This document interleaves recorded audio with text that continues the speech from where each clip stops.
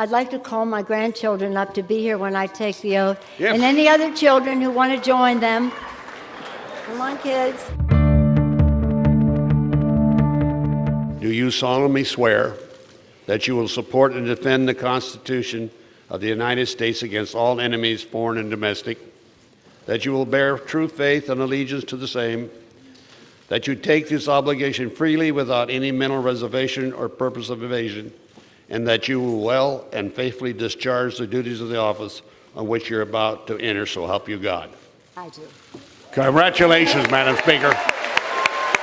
I now call the House to order on behalf of all of America's children. Go kids!